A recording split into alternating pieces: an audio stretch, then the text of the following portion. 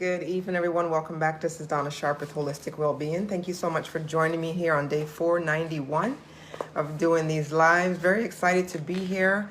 As you know, past couple of days, I tried to do a few of my lives outside, just basking in the heat, in the sun, and just getting some air, outside of the indoors, away from the indoors. So I had a chance yesterday to share with you guys just some tidbits on lime and lemon. So if you didn't get a chance to watch it, please go back and watch it, as this is very, very important information to teach you how to manage and control any kind of defenses that may come against your body, so you can learn how to fight and ward those things off.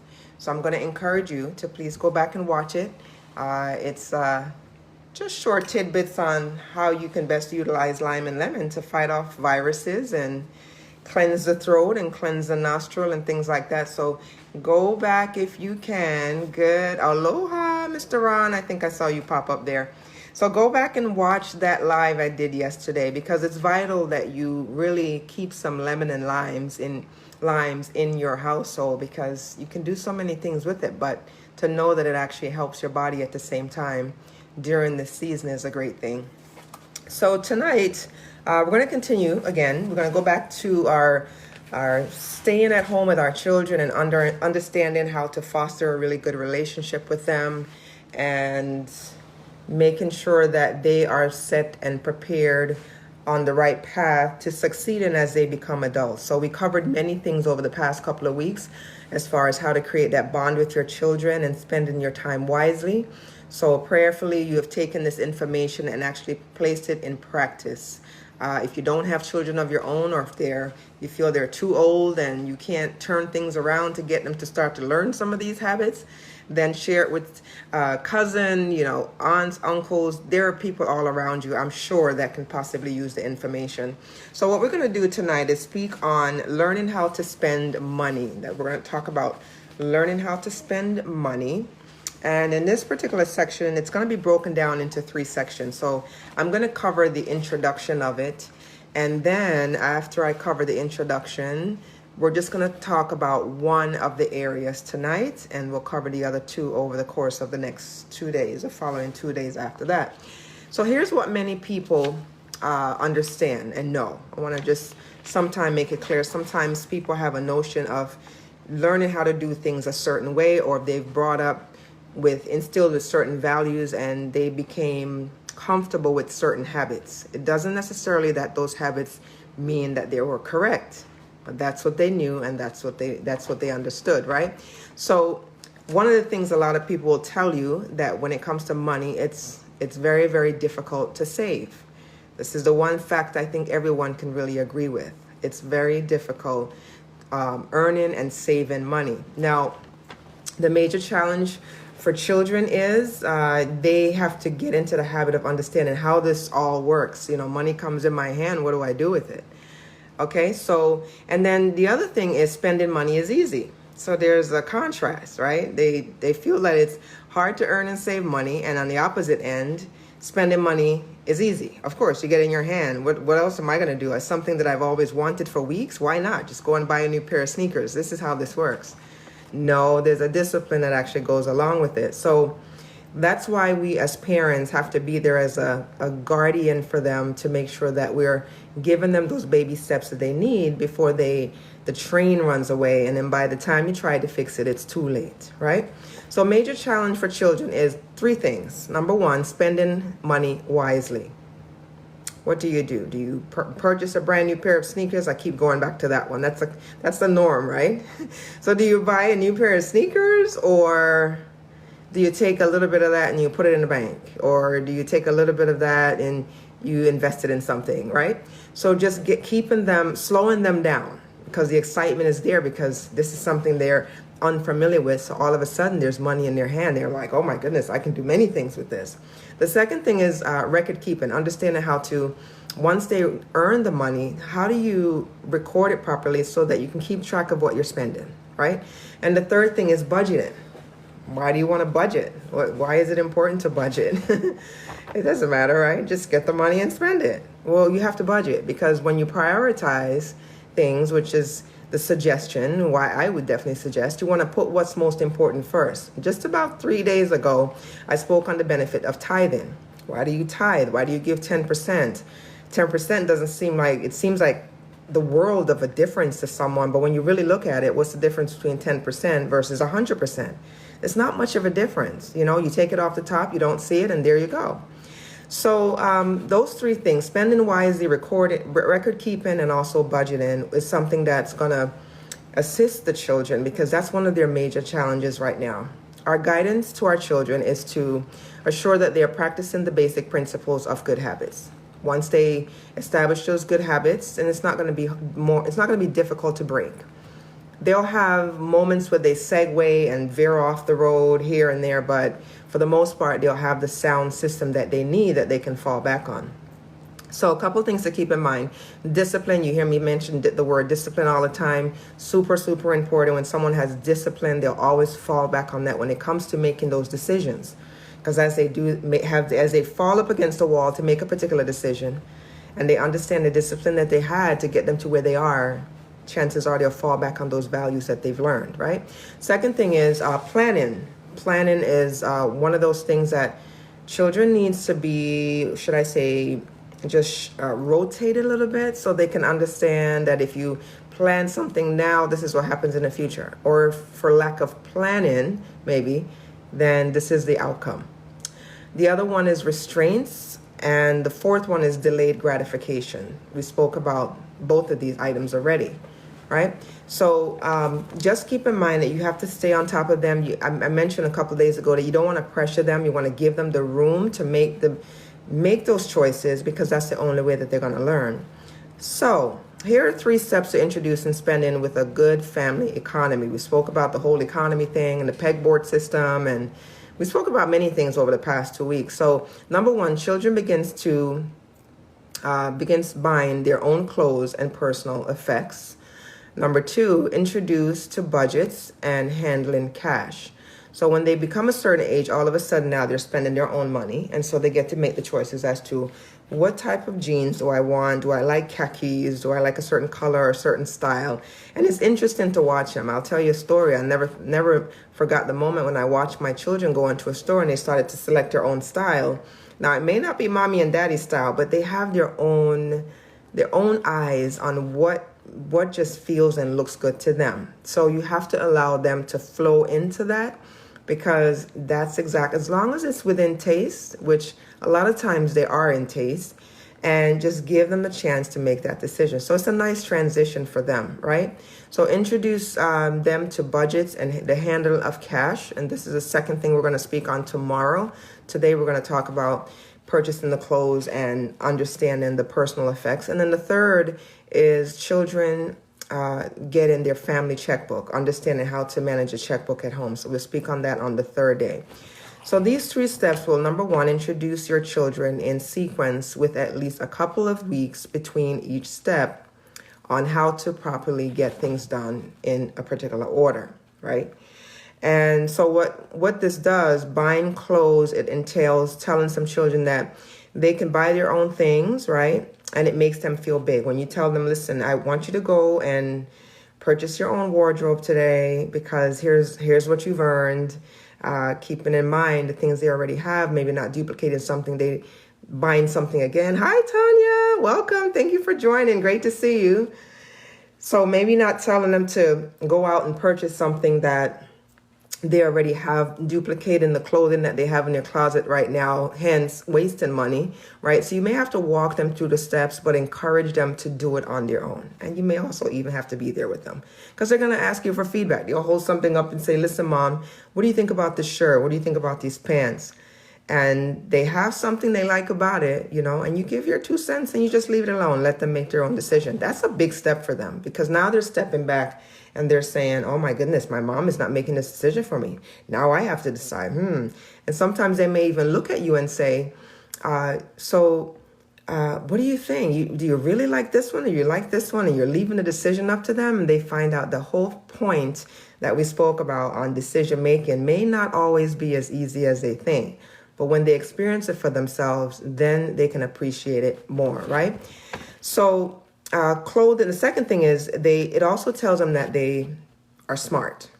You're giving them the initiative to make that decision. So now they feel big and they're like, my mom trusts me to make the decision on what to buy next. So I'm feeling really smart right now. And the third thing is that you trust them. When you allow them to take these steps on their own, they're getting that sense of trust from you as a parent that you've let go of the rein and you allow them to make their own decisions, right?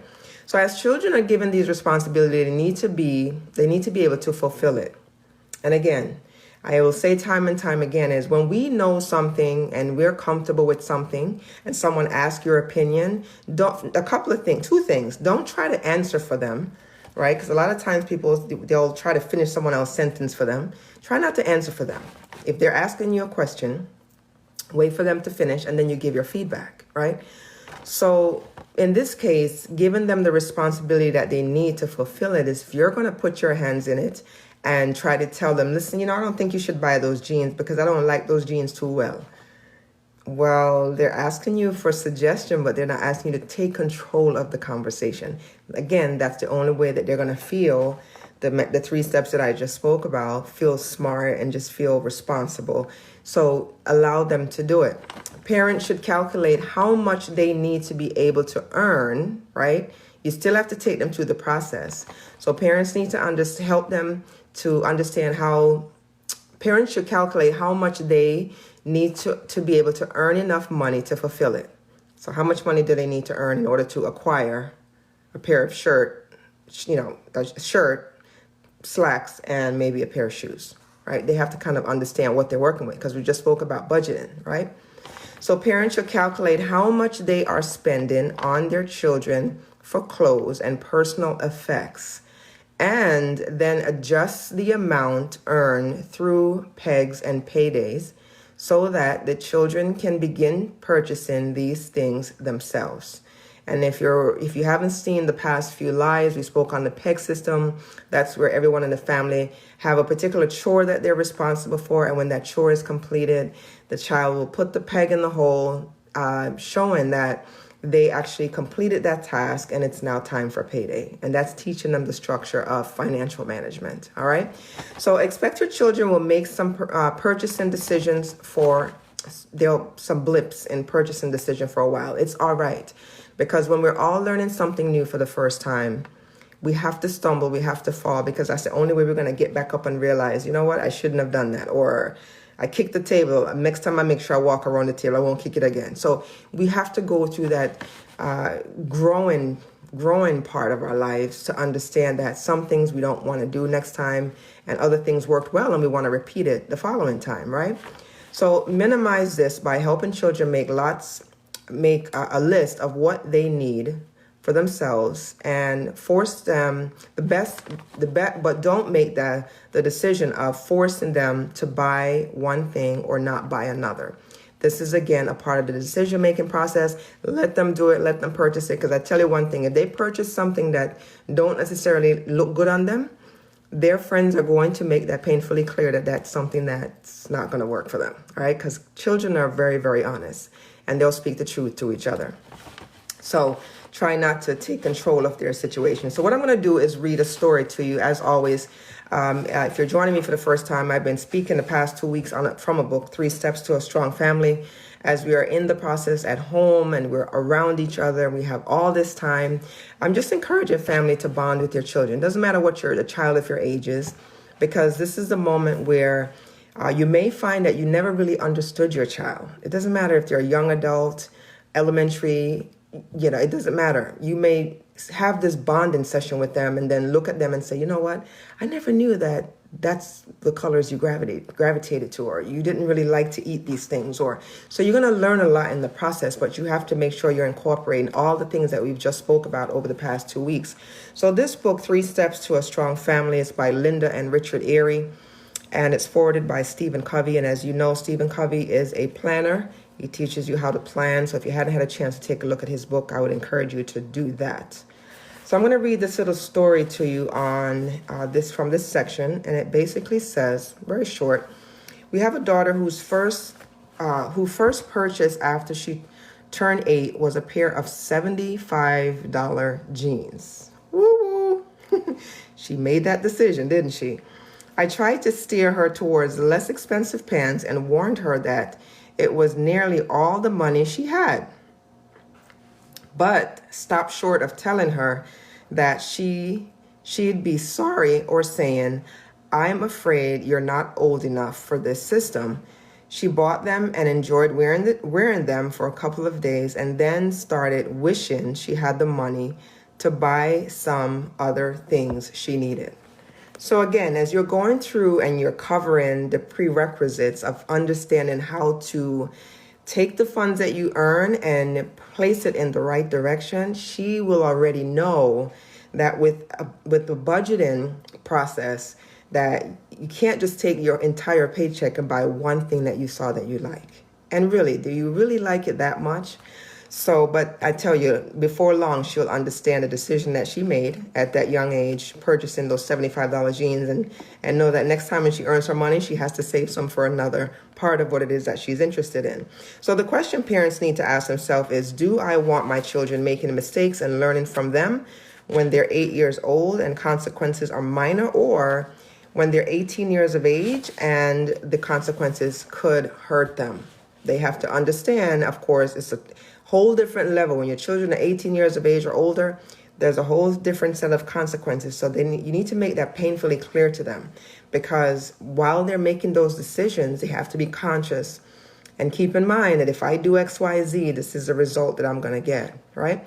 So people really do only learn to be responsible when they have responsibility. So if you don't give them the responsibility and let go and take your hands out of it, they're not going to walk through it themselves. I say this time and time again. If you're not feeling it, touching it, hugging it, some people don't necessarily learn that way. I am that way, I will tell you. I have to embrace it myself, be in the driver's seat, because that's the one way I feel I'm going to gain understanding for this particular area that I'm learning. So when they gain the responsibility, that's the number one way that they'll actually learn how to make the proper decisions. So again, we tend to give children license too early and responsibilities too late.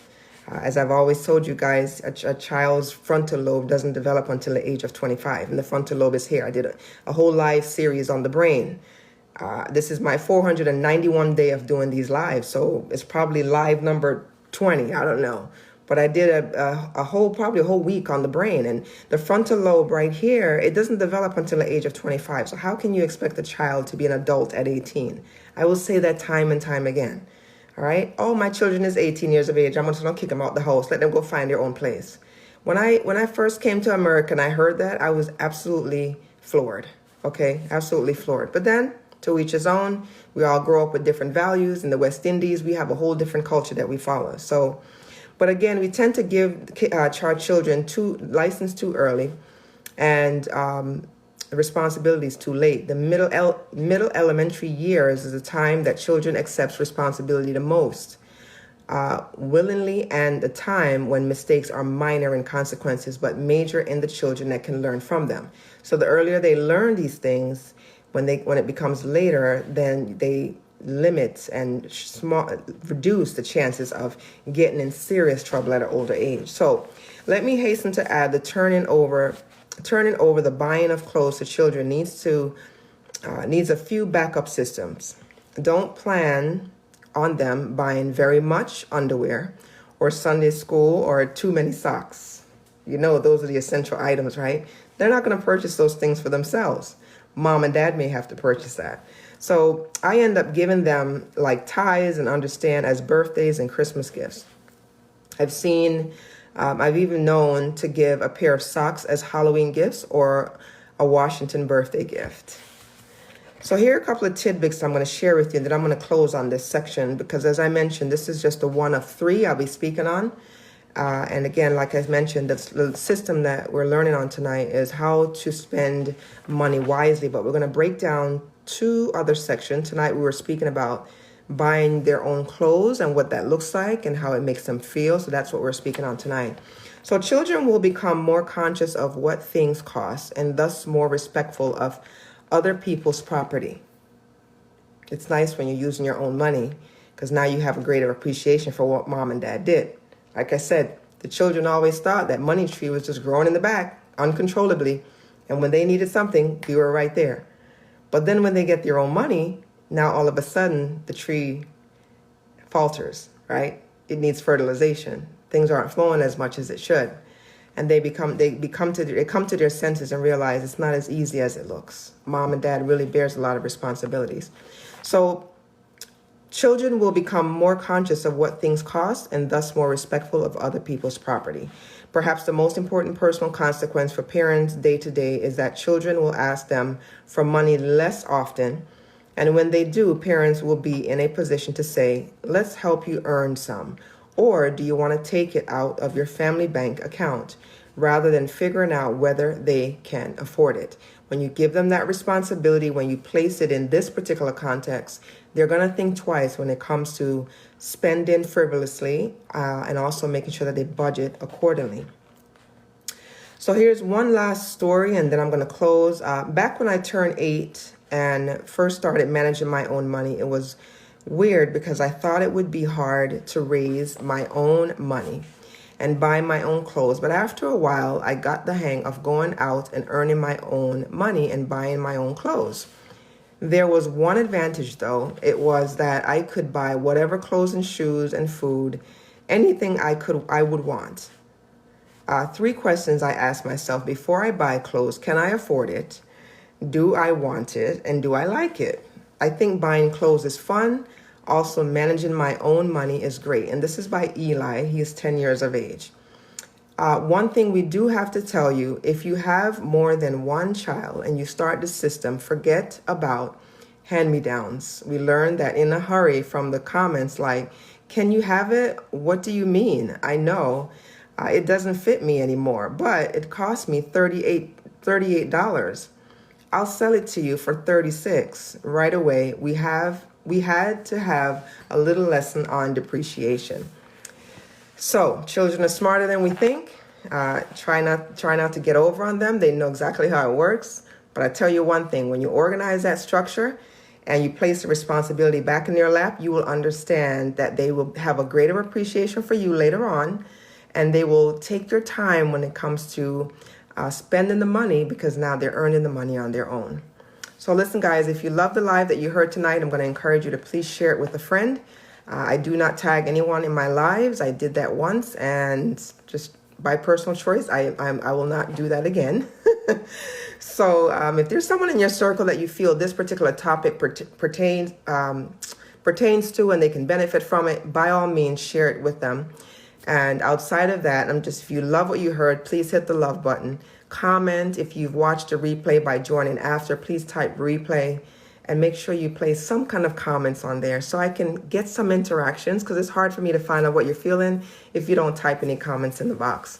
So if you'd like to learn more about me, please log on to holisticwellbeing.com. It's spelled with a W, WHOLELISTIC wellbeing.com. And there you'll find out why I'm so passionate about what I do.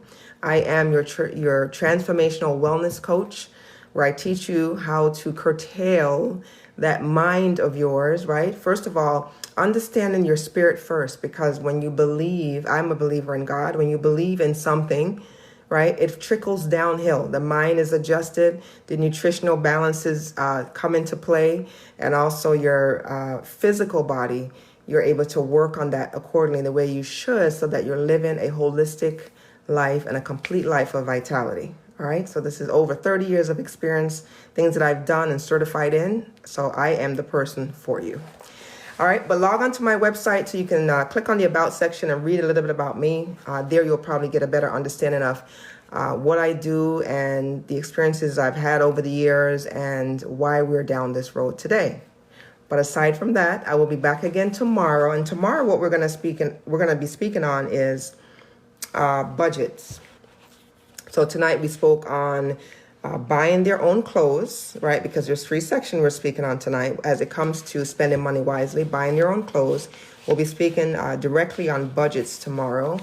And then the day following that, we're going to be speaking on checkbooks. All right. So if you have children, have them join the live with you so they can get the information firsthand, so that when you start to explain it to them, they don't look at you and say, Mommy, what are you talking about?